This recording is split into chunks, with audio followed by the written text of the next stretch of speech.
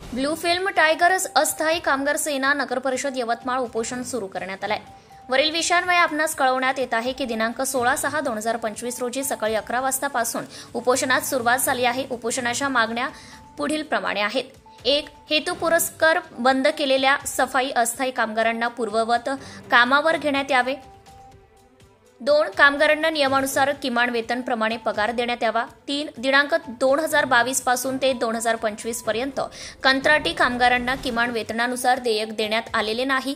अदा केलेल्या व किमान वेतनामध्ये मोठी तफावत आहे, त्याची चौकशी करून किमान वेतनानुसार देयकमधील फरक मिळवून देण्यात यावा। 4. ESICचा सर्व कामगारांचा भरणा करून कामगारापर्यंत त्याचा लाभ पोहोचवण्यात यावा।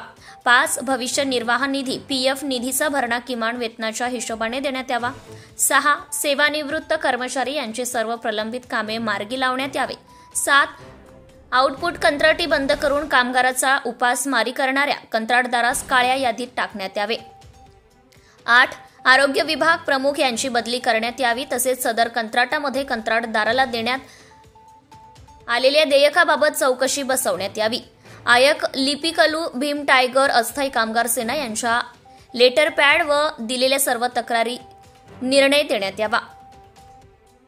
पोलीस अधीक्षक कार्यालय वरील संपूर्ण मागण्या 7 दिवसांच्या आत पूर्ण न झाल्यास उग्र स्वरूपाचं आंदोलन सुरू करण्यात येईल। उपोषणादरम्यान संघटनेच्या पदाधिकाऱ्यास व आंदोलनकर्त्यास काही जीवितहानी झाल्यास व आंदोलनास गालबोट लागल्यास व उग्र उपोषण करतेवेळी नगर परिषद कुठलीही हानी किंवा नुकसान झाल्यास होणाऱ्या नुकसानीस नगर परिषद प्रशासक व अधिकारी तसेच कंत्राटदार हे यास सर्वस्वी जबाबदार राहणार। सांगा। माझं नाव संजय मेश्राम, मी भीम टायगर सेनेचा कार्याध्यक्ष आहे। आम्ही कालपासनं नगर परिषद यवतमाळ याच्या समोर साखळी उपोषण सुरू केलेलं आहे। आमच्या कामगारावर जो अन्याय झालेला आहे, गेल्या अनेक वर्षापासून आमच्या कामगारावर सतत अन्याय करण्यात येत आहे, ठेकेदारांच्या माध्यमातून आणि इथल्या नगर परिषदच्या CEOच्या माध्यमातून। त्याकरिता त्यांना न्याय मिळवून देण्याकरिता आम्ही कालपासनं साखळी उपोषण इथे सुरू केलेलं आहे। आमचा विशेष पहिला मुद्दा आहे की आमच्या ज्या कामगारांना हेतू पुरस्कार बंद करण्यात आलेला आहे, त्या कामगारांना ताबडतोब कामावर घेण्यात यावे। त्यांच्यावर जी उपासमारीची पाळी आली आहे, ती उपासमारीची पाळी दूर करण्यात यावी आणि झालेल्या किमान वेतन आणि पगारामधील जो तफावत आहे, त्या तफावतामधला जो काही पगार आहे तो आमच्या कामगारांना पूर्वत्व घेण्यात यावा। याकरिता आम्ही या आंदोलनामध्ये सगळे कामगार आमचे सहभागी आहेत आणि त्यांना जोपर्यंत न्याय मिळणार नाही तोपर्यंत हे आंदोलन असंच सुरू राहणार।